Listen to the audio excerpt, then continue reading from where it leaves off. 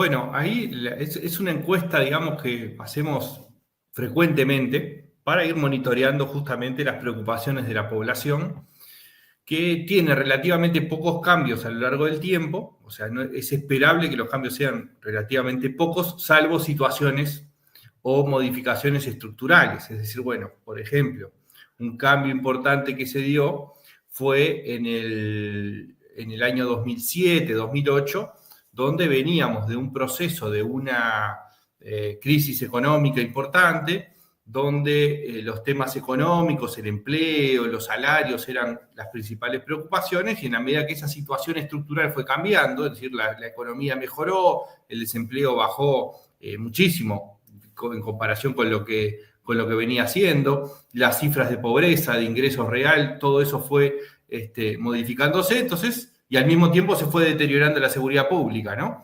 Bueno, esos dos factores, es decir, la mejora económica y el aumento en la percepción de una situación más de inseguridad, cambió el eje de preocupación de la población, poniendo la seguridad como principal problema de preocupación desde el 2007.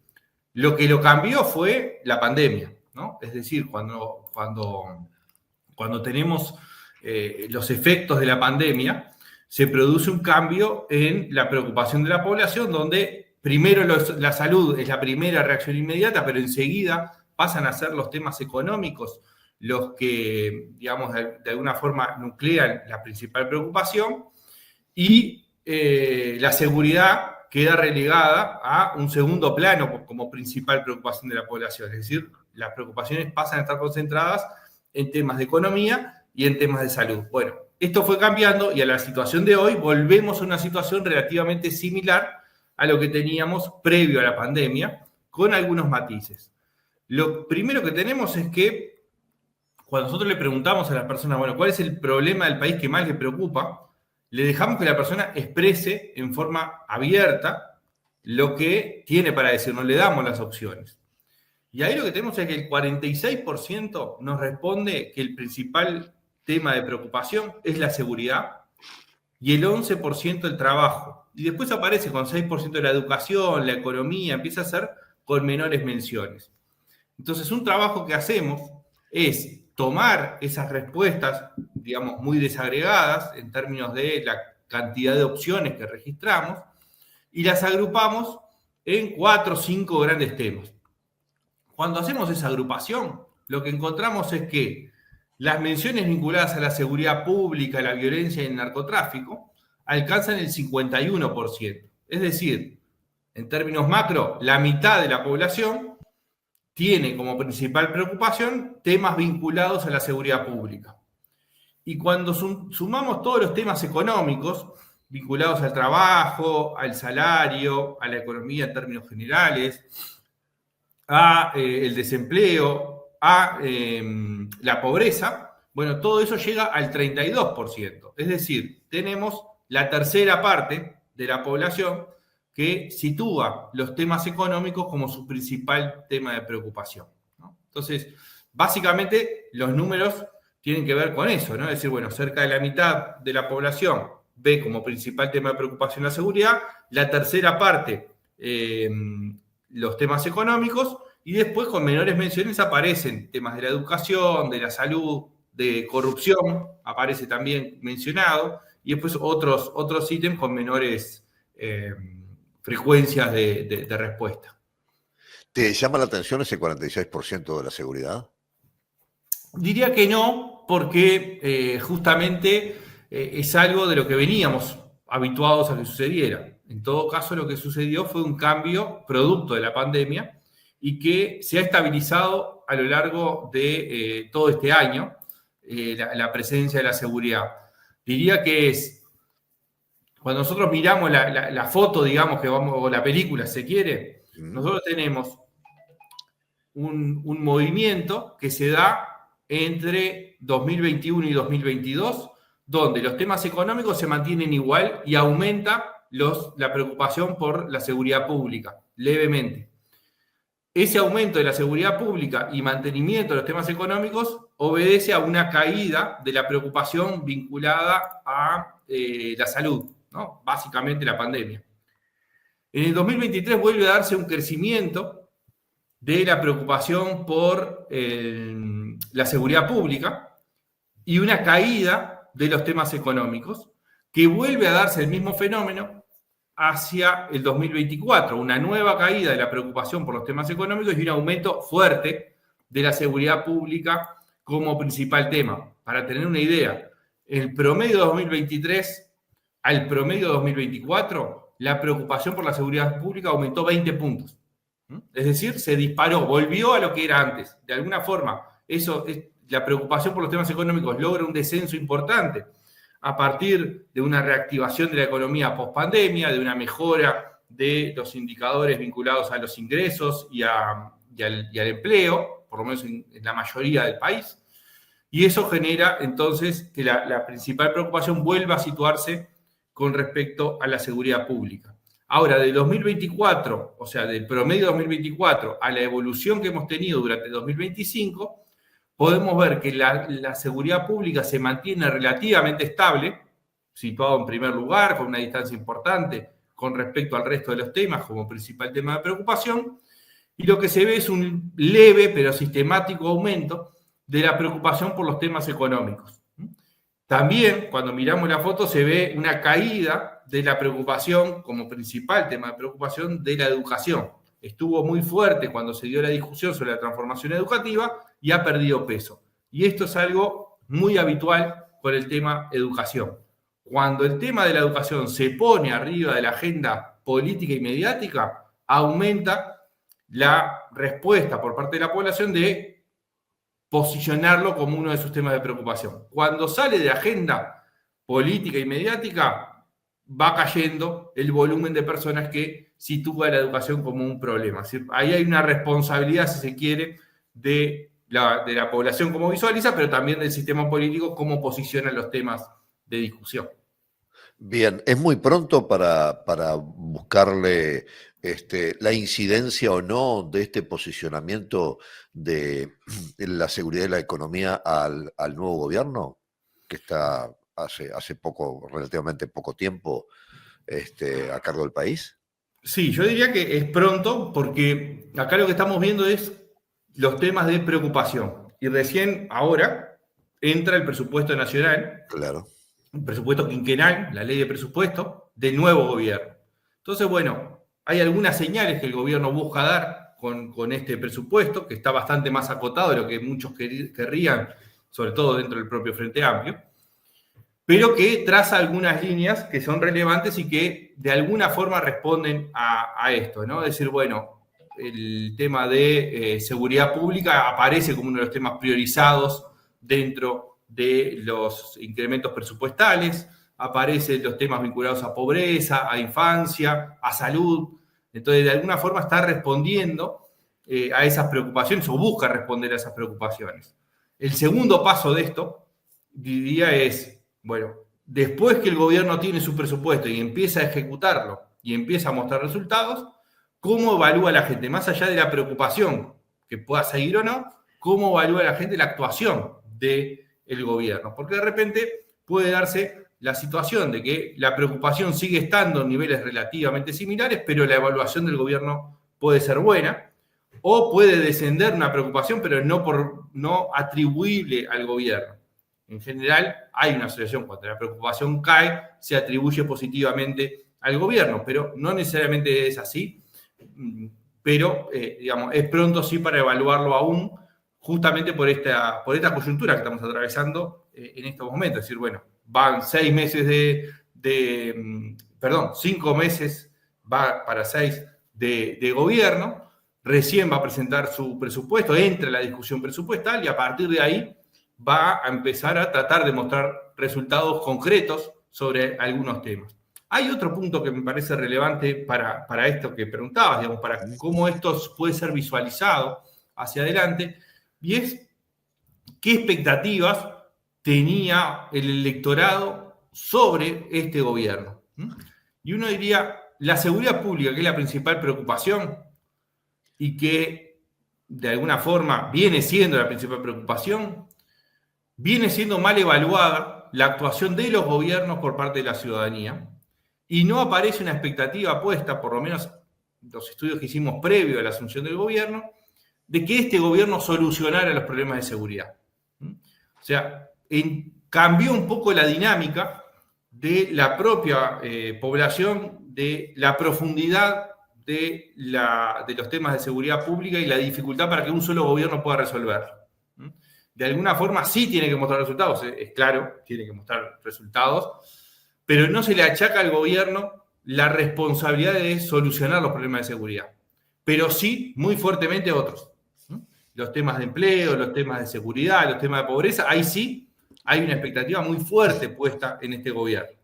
Entonces, es un balance entre la principal preocupación y las expectativas generadas en el electorado con respecto a un gobierno del Frente Amplio.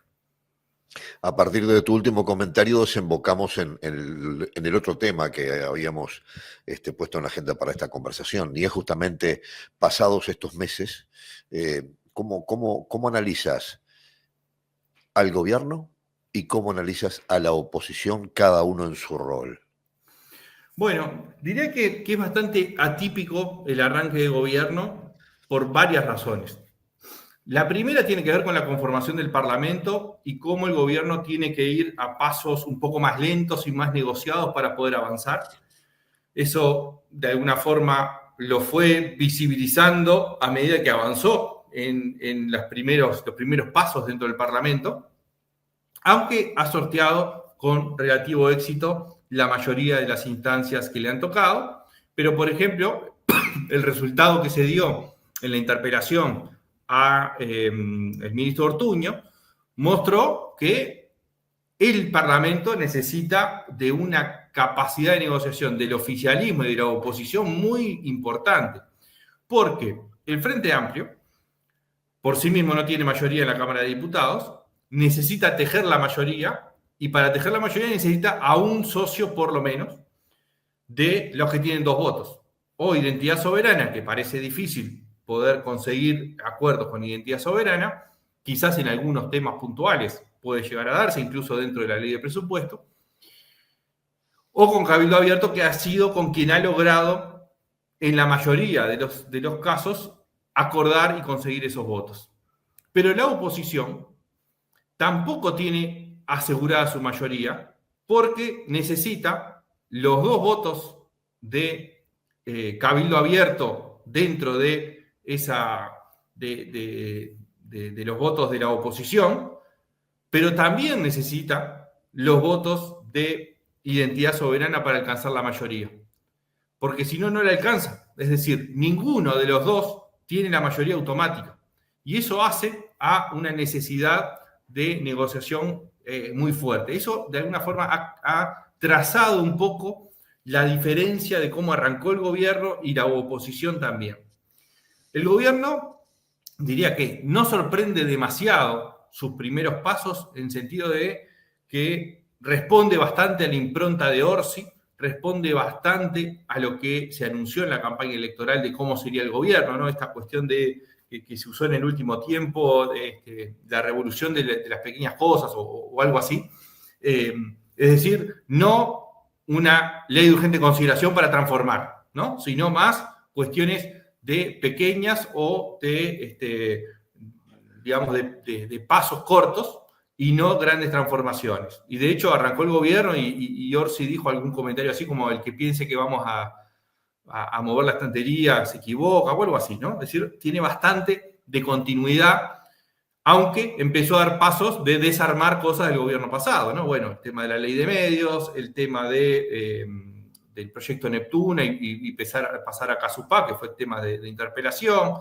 Es decir, hay algunas cosas que están cambiando, pero que son quizás menos rupturistas desde el punto de vista de la agenda para el común de la gente. Son temas más específicos, ¿no? Más allá de que se ha puesto en discusión todo el tema de la represa. Y la oposición, así como aparece esto que decía de la conformación del Parlamento, con una minoría clara en el Senado, con dificultades para construir mayorías propias en la Cámara de Diputados, tiene otro tema, y es que arrancó este periodo primero con la elección departamental, ¿no? Y esto también cabe para el gobierno. Un gobierno que es un tema de calendario electoral que habrá que que discutir también, que lo hemos hablado en alguna ocasión. Un gobierno arranca y a los 70 días hay una elección departamental. Hay algo ahí que no funciona en el calendario porque el gobierno arranca un poco a medias con una campaña electoral en el medio, ¿no? Es decir, eso es un tema aparte, digamos, ¿no?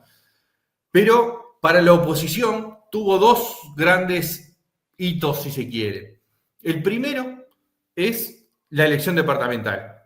La elección departamental porque puso mucho recurso desde el punto de vista político en las elecciones departamentales, tanto a nivel partidario, Partido Nacional, Partido Colorado, como en el intento de formación del partido de la coalición republicana para Montevideo, Canelones y Salto, logrando éxito en Salto, perdiendo Montevideo y Canelones, y perdiendo el Partido Nacional 2 departamentos, Río Negro y La Valleja, que, sobre todo el caso de La Valleja, mostró un malestar muy importante entre socios de la coalición, básicamente Partido Nacional y Partido Colorado.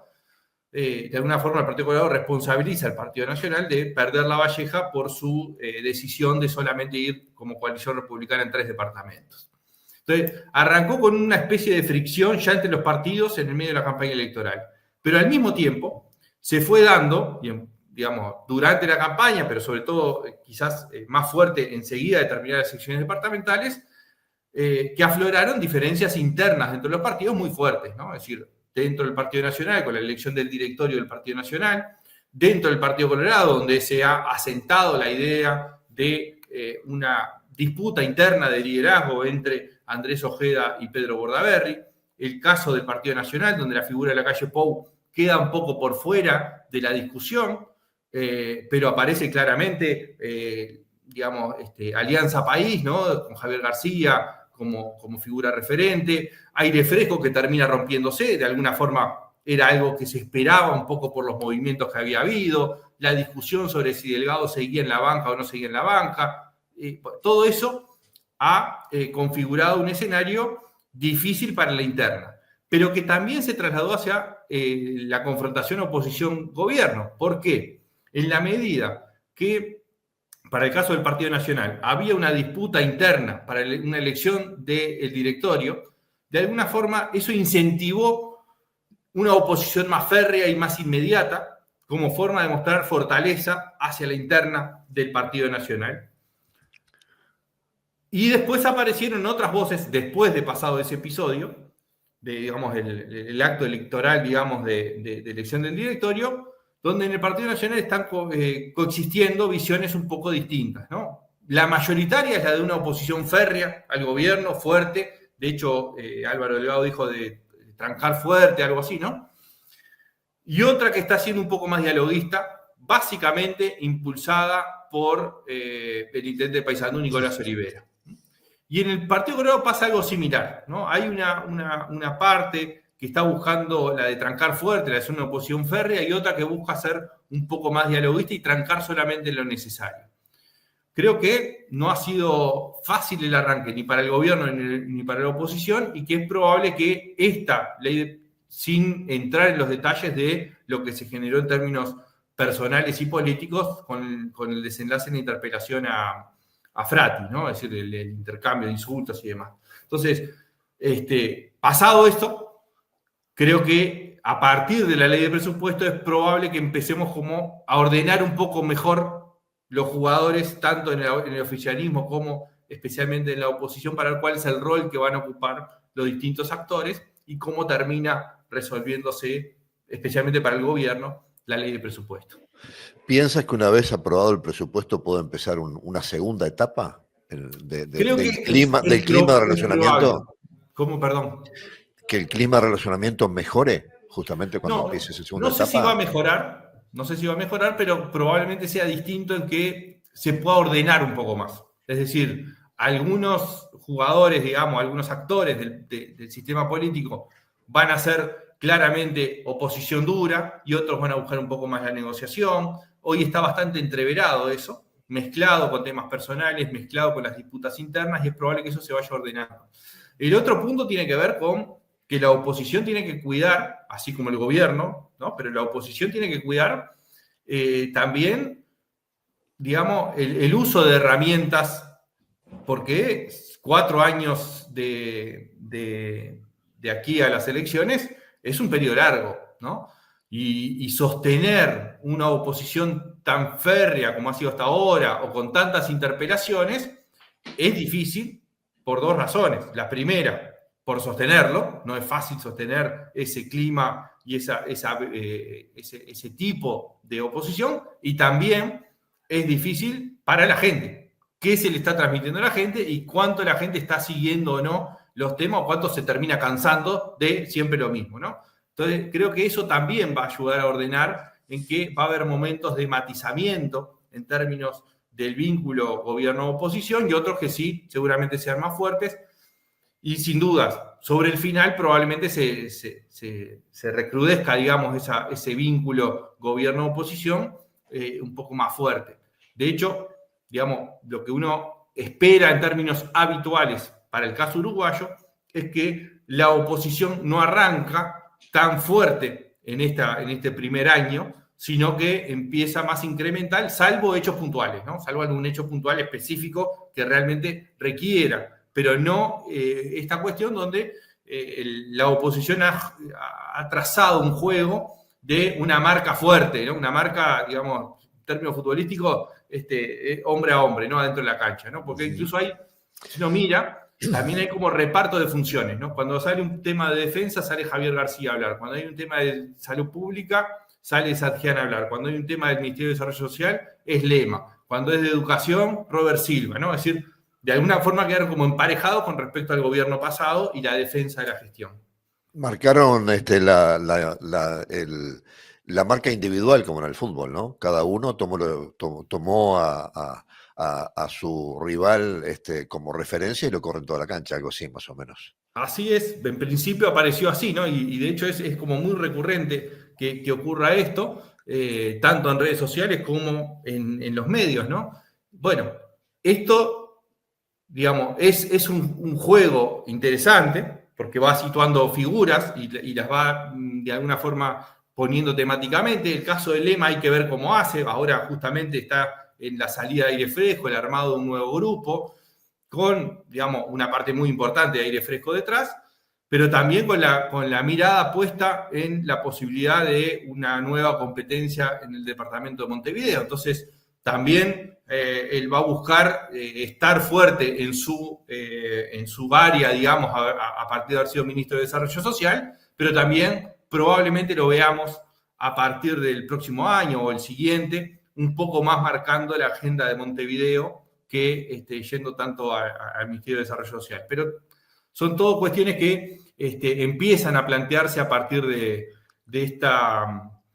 este presupuesto, que seguramente tenga los votos, sea aprobado, pero que no va a ser sencilla la discusión, no en términos generales, que sí, también probablemente tenga sus momentos, pero sobre todo cuando se entra en la discusión particular de los distintos artículos. Bien, Eduardo, te pido en un minuto la última respuesta. Ese contraste que hay en el relacionamiento gobierno-oposición entre el gobierno nacional y lo que pasa en el vínculo y el relacionamiento de las intendencias.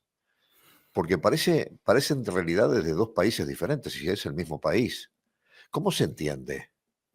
Bueno, yo creo que se entiende básicamente por dos razones. Una es por los intereses que están en juego, porque las intendencias necesitan un buen vínculo con el gobierno nacional para el mejor resultado en términos de recursos económicos y en términos también de ser atendidos por la obra pública a nivel nacional y las políticas que se desarrollen a nivel nacional. Es decir, hay un tema utilitario, si se quiere, una necesidad de los gobiernos departamentales de tener un buen vínculo o el mejor vínculo posible con el gobierno nacional, y hay otro que es más personal y es digamos, de alguna forma, el amigo, el presidente Orsi es como amigo de la cofradía de intendentes, ¿no? Es decir, de alguna forma es parte de haber sido intendente durante 10 años, de haber estado en el Congreso de Intendentes, y por lo tanto es uno más. Entonces, la cuestión instrumental de las intendencias y la cuestión personal de Orsi, ¿no? Siendo parte de ese núcleo, hace que el clima y lo que se ha discutido sea bastante distinto en el Congreso de Intendentes con el Gobierno Nacional versus lo que sucede a nivel de política nacional entre el Parlamento, dentro del Parlamento y en el vínculo gobierno-oposición. Eduardo, como siempre, muy interesante esta charla contigo. Gracias por tu tiempo. Nos reencontramos en cualquier momento. Buen fin de Con semana. mucho gusto, muchas gracias a ti.